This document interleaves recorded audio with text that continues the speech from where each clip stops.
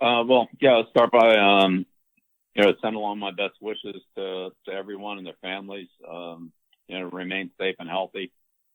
Also, on behalf of the team, just want to recognize and express my appreciation, our appreciation and admiration for all the people whose jobs are to treat people and keep our lives going every day. It's obviously very challenging, and we'll keep following the guidelines, but we just want to, give a special thanks and shout out to those that are keeping us going and taking care of us. And the medical professionals that are doing such a great job. And look forward to getting to the other side of this. But in the meantime, just really put things in perspective for all of us, and I appreciate the hard work that everybody's doing to keep us safe and keep our daily lives going. At the start of free agency, I made a statement about Tom. It would be, of course, impossible to sum up everything Tom did in 20 years into a comment,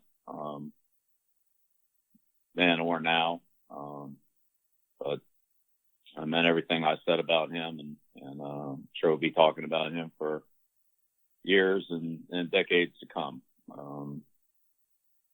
Right now, we're moving forward and focus on the draft here for this call, and that's really where our attention's been and will continue to be, is to put the best team in 2020, do all we can between now and the start of the season.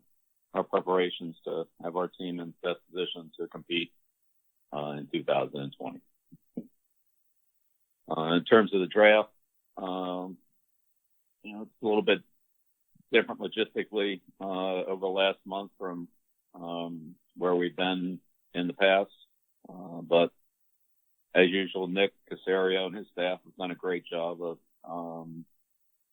putting things in order, assembling information,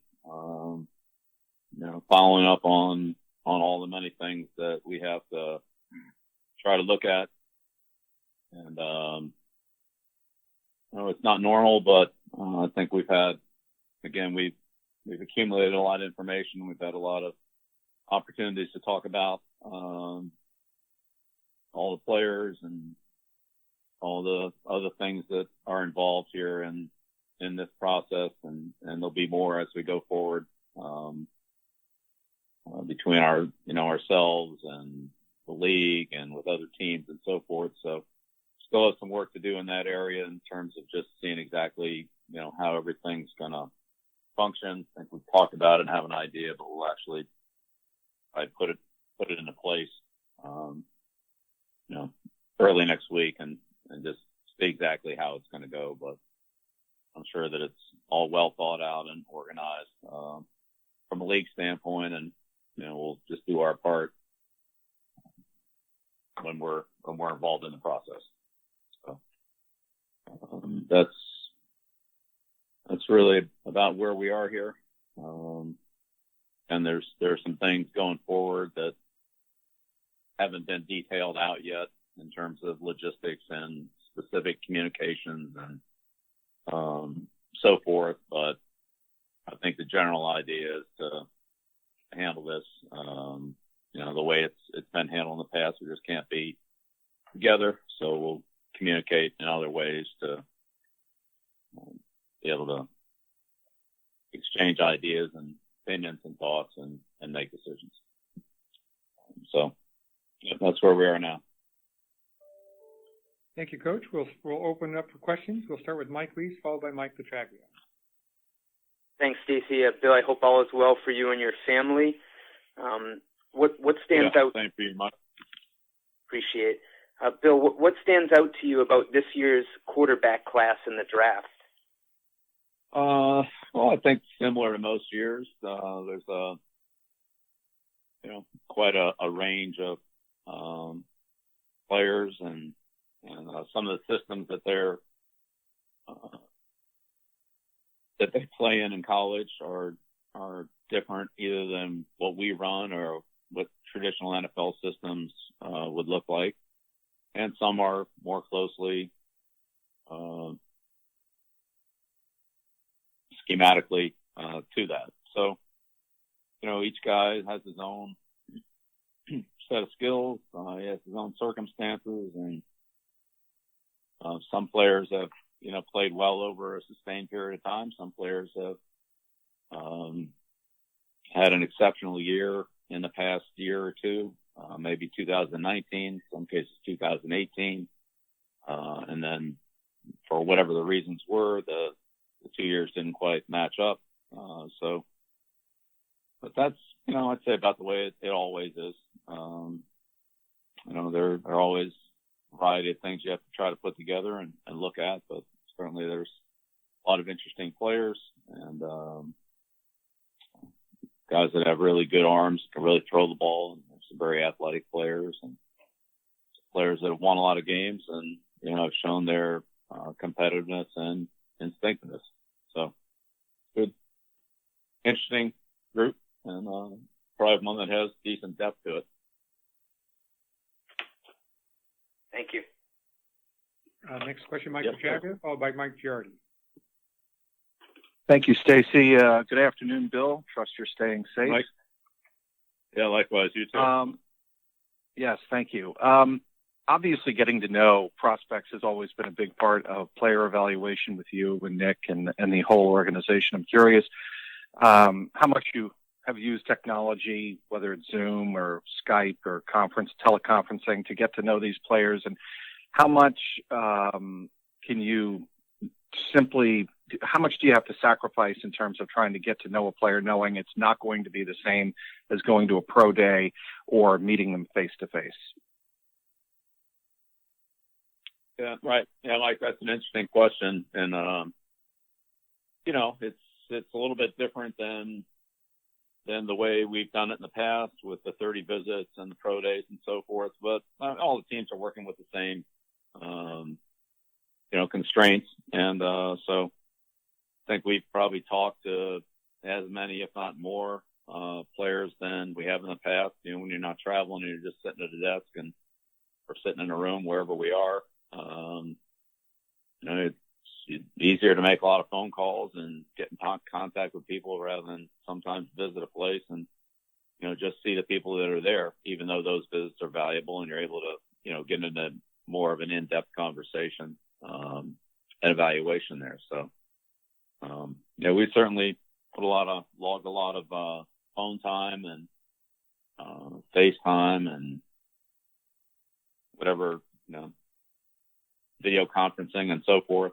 And, again, I think for the most part, we all adjusted to that and, tried to take advantage of the opportunity that we have to do those things. And is part of that opportunity, Bill, watching more film, or would you have watched the same amount of film if it weren't for being closed in? I think we've probably seen a little more. I mean, we started a little bit earlier this year, unfortunately. So, we're further ahead, in January in terms of evaluating draft and free agent players for this year. But, yeah, maybe a little bit more. Thank you. Yeah, you're welcome. Next question, Mike Giardi. Hang on one second. Followed by Dan Roach. Go ahead, Mike. Bill, I'm glad to hear that you guys are doing well. This being our first time talking to you since the end of the season, and in particular since Tom left, I know you wanted to leave it at the statement, but I'm just curious if you guys had a desire to bring Tom back the coming season.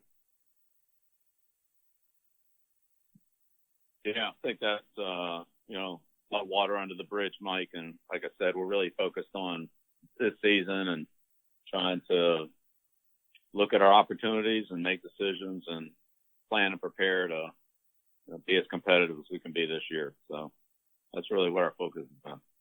It didn't surprise you at all, him leaving? Again, I think we've covered all that. Thanks, Bill. Appreciate it. Next question, Dan Roach, followed by Alan Siegel. Hey, Bill. Hope you're doing well. Hey, Dan. How are you? Good. Good, thank you. Just a thought on in your special with Nick Saban, he mentioned that a lot of coaches don't actually call the head coach to talk to them prior to a draft about certain players.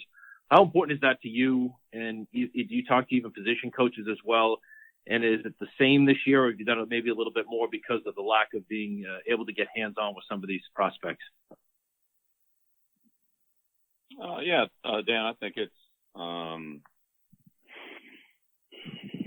think it's always a part of it. I think a lot of that probably depends on your relationship with the coach you're calling and how well you know each other and so forth. So, somebody like Nick, that we've known each other for, call it 40 years. That's a lot different than calling somebody that you've never met before. And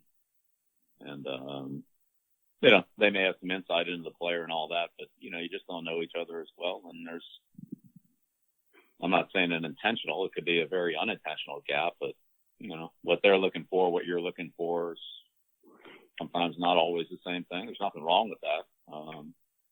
But, again, the relationships that all of us have with people over an extended period of time where you have a lot of history of, in our case, players and their situations and their skills and, can compare them relative to other guys that we know and so forth. I think there's just a natural level of comfort there. And certainly there is with myself towards Nick. There's nobody I have more respect for, but I also have a great personal relationship with Nick, and I value his opinion very, very highly. And would you say, Bill, that because of the what's had to happen, you mentioned FaceTime and other things, have you mastered the technique of all this technology that you maybe not bothered with over the last 30, 40 years? I'd say master is probably not the right word, Dan, but certainly better at it than I was 4 weeks ago. I don't know what half this was, but at least now I can do more than I did, put it that way. So get a little better every day, learn a new button or learn a new thing to click on and see what trick that does. It's been very, very educational. And I was certainly starting at the first floor, maybe even in the basement. I was way below the first floor. So it's been interesting to get educated on some technology. Dan Famosi's done a tremendous job for us because we've had to, navigate a lot of this. There's the coaching side of it. There's the scouting side of it. There's the, playbook and preparing for the off-season program side of it, the meetings and so forth. And just to be able to deal with so many people some are very proficient at some of the things we're doing. Others, like myself, are, remedial. And so putting things together on a lot of different levels for multiple groups and interactions that, cross over different connections and needs. And can we do this with this type of meeting and this kind of conversation? And can we do something else? And, some are one-on-one, it's 5 people, 10 people, 20 people. And we're preparing for larger groups than that. So there really are a lot of moving parts, and Dan's done a tremendous job for us and trying to pull, a lot of things together and, like I said, remotely help out people like me that need a lot of help. Next question. Thank you. You're welcome. Followed by Bob Toasty. Bill, glad to hear that you and the family are well. You've always talked about. Alan? Thanks. You've always talked about value. I'm just wondering if there are some years where your team's need, where you're drafting, and the players that are available affect the metrics that you use to determine value. And I wonder if this year is maybe one of them, considering that you pick at 23 and then again don't pick until 87.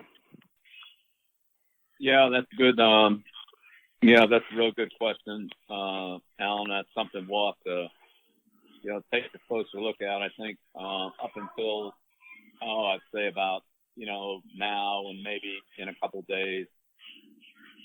most of our focus has been trying to learn as much as we can about the players, have them evaluated and valued properly, and so forth. I think as we get into the final, week or 3 or 4 days prior to the draft, and draft strategy and things like that start to become a little bit more in focus, come into focus, just because you know more of what you're doing. You have a better idea of what your what the options are and where you'd be comfortable doing certain things. And I think other teams are falling into the same category as we are, that they're starting to figure out what whatever their situation is. And so we have a lot of draft a lot of draft picks, and some of them are kind of more in a certain area. And as you said, we have a little bit of void there in the second round. Although that player Sanu filled a need for us, so that's okay. But in terms of just the draft planning and strategy and so forth, that'll really, I think, start to pick up here in the next probably, I don't know, around the weekend or maybe after the weekend, in the 2 or 3 days leading up to the draft. Great. Thanks, Bill. Be well. Yeah, you're welcome. You too, Alan. Next question, Bob Socci, followed by Phil Perry. All right. Thank you, Stacy. Hi, Bill. I'm glad to hear you're doing well. Hey, Bob, you too.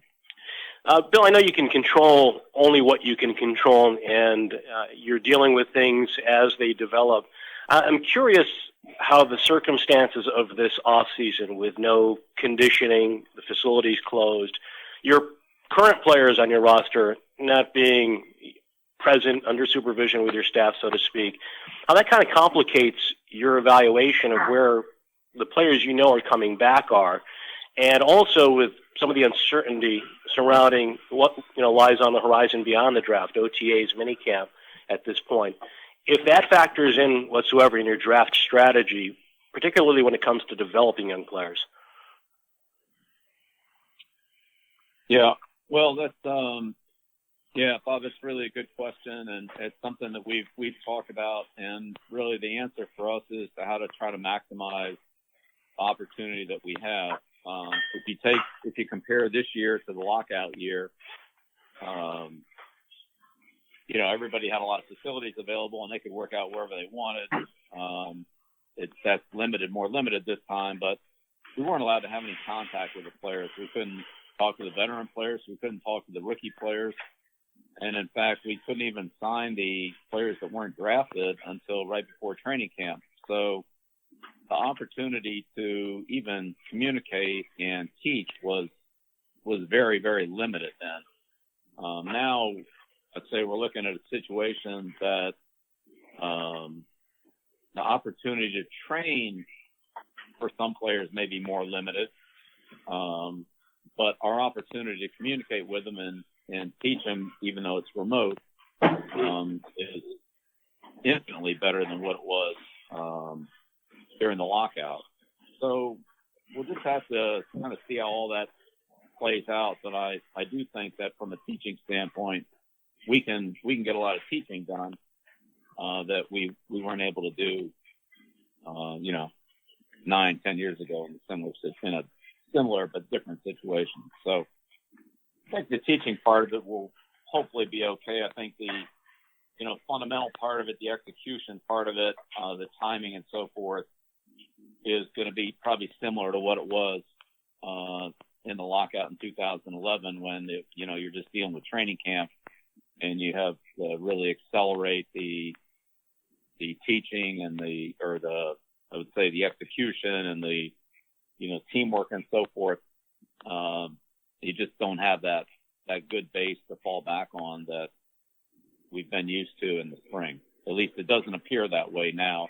Maybe that'll change. Maybe we will be able to work with the players this spring. We'll have to see how all that goes. But even if we don't, relative to the 2011 season, we're I think we'll have a better opportunity to teach. And so that's what we're focused on in the spring, is to get as much teaching done as we can. And then we'll see what kind of opportunities we have with, to actually, work on the field. Appreciate it, Bill. Take care. Stay safe. Okay. Thanks. You too, Alan. Thank you. Thank you, Bob. We're already at the 20-minute mark here. I'm going to take 3 final questions, and I apologize to all those who have their hands raised that I'm not going to be able to get to. So we're going to go Phil Perry, Ben Volen, Tom Curran. Go ahead, Phil. Thanks, Stacy. Phil, glad to hear everything's well. Your place. Just wanted to ask you. Things are well with you. Thank you. I'm curious. You mentioned, it's a pretty interesting quarterback class, and obviously there's only one Brady. But I'm curious, how willing do you feel like you and your staff will need to be moving forward when it comes to that position, and maybe altering your offense a little bit? It does feel like there are more athletes sort of coming into the league year after year, different styles of quarterbacks. And I'm just curious how important you think that is to be open to changing this thing that you've built for 2 decades with, one guy primarily playing the majority of the snaps there. Right. Yeah. Well, exactly, Phil, just, I couldn't agree with you more in terms of over the last 2 decades, everything we did, every single decision we made, in terms of major planning was, made with the idea how to make things best for Tom Brady. And now, that being said, we've had several situations where we had to play, and we knew Tom wasn't going to be the quarterback. So that would go back to Castle and Jimmy and Jacoby and, situations like that. And so in those situations, they were in season, although Matt's Castle situation ended up being for 15 games. But whatever those situations were, we adapted what we had to the player and tried to, Castle will be a good example. We geared everything towards, doing what was best for him, just like we always geared everything for doing what was best for Tom and to help our offense there. So I don't really see that changing. Whoever the quarterback is will try to make it as make things work smoothly and efficiently for that player, and take advantage of his strengths and his skills. And each of us has different skills. Each quarterback has a different skill set, and whatever things that particular player does well, we'll try to work towards and feature, or at least give him an opportunity to do those. And the things that either doesn't do well or needs more experience at, or whatever the case might be, then we'll try to minimize, or until those improve, work around them. So I don't see it being any different than what it the process and what it's ever been. It's just, we know the situation we're in now is different than than the year, when we had to plan to play 4 games without Tom at the start of the season, but he would be back after that. This is, a little bit different than that, but it's along the same lines as we get whoever is the quarterback ready. Thanks, Phil. Yeah, you're welcome, Phil. Last 2 questions. We'll go Ben Volen, Tom Curran. Go ahead, Ben. Hey, Bill. Glad you're doing okay. Thanks for doing this today. Yeah, you bet, Ben. Things are well on your end. Yep, hanging in there. Similar question from what Phil had. This will be the first time in nearly 20 years that you do have a new quarterback. Does that change how you scout other positions in the draft or free agency? Does it change what you're looking for in certain players?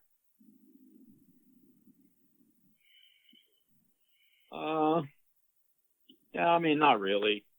Again, I think we want to, we know things we need to do to have a good team, and we have to be able to protect the quarterback. We have to be able to run the ball. We have to be able to, get open and catch the ball with whoever the receivers or tight ends or running backs are. We have to be able to play defense against all the teams we have to play against. So, I think those specifics will really come into play more as we, get on the field in training camp and start game planning and, being more specific. Again, I think the spring is always the time, for the players to learn the offense, to work on their fundamentals, their basic techniques, and the refinement all comes at a little later point in time. So, if we don't have an opportunity to do that this spring, then, there's nothing we can do about that. We'll deal with it in training camp, but I mean, before we can, start getting too fine-tuned and too specific, I mean, we all need to understand the basics, the fundamentals, the basic communication, the fundamentals of our technique, the fundamentals of the running game, the passing game, so forth, and then we'll tailor those based on to an individual player, whatever position it is, whether it's a receiver or a quarterback or whatever it is. It's Randy Moss and Wes Welker might run the same route, but it's not the same route. So but that comes later. I don't think you start at that point. That's something after you get the basics down that you modify for an individual player's skills. And a quick follow-up, if I may. Jarrett Stidham, what was your impression of him during his rookie season? And do you feel like you have a good grasp on him as a player, even though he's only thrown 4 passes in a regular season game? Yeah, well, we spent, multiple, quite a bit of time with both Brian and Sid. And, I think we have a pretty, Josh and myself certainly have a pretty good feel for both those players. Circumstances will be different this year, and we'll see how everything plays out. But again, to start with, I think the main thing is to give everyone a chance to compete, to get people comfortable with the position and the skills that they're playing, the communication that's involved. We'll evaluate the players as we get an opportunity to evaluate them. So right now, the spring is it'll be about teaching the best that we can. And at whatever point we get a chance to get on the field and participate and play, then that's what we'll do. But I'm not sure exactly how that's going to go. Once we figure it out, then we'll work from there. And last Thanks a lot, question. Bill. Thanks for the time, Yeah, Bill. welcome, Last question is Tom Curran. Hey, Bill, thank you very much for taking all this time. Last question is, I know how much self-scouting you guys do in the regular season and on your entire operation. When doing that relative to the draft the last few years, have you seen anything that you're doing that you could do differently to have different results, maybe especially in the second round where you've frequently gone defensive back and it just hasn't panned out that well? So I'm just wondering, is that bad luck? Is it anything related to when you're taking guys, anything that you can give in terms of enlightening us on that? Thank you. Yeah, well, we evaluate everything we do and are always trying to, learn from every situation to improve. And we do that. We've done that every year since I've been here. We'll continue to do it. And we'll do the best we can this year. So we'll see how it goes. Is there anything on that group that's a position you guys have gone back to with Cyrus and Jordan Richards and Duke Dawson and last year Juwan?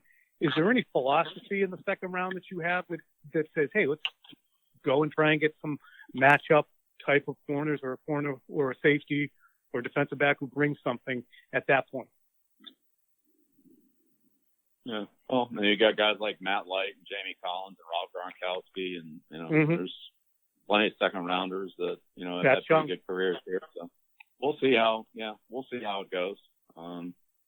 But look, each draft's different. Every year is different. Each player is different. So I think to sit here and rehash the 2015 draft or the 2006 draft or whatever it is again, they're fundamentals of the process, and we always try to improve those. We'll try to do the best job that we can this year in every round, first round, second round. If we're in the second round right now, we're not even in.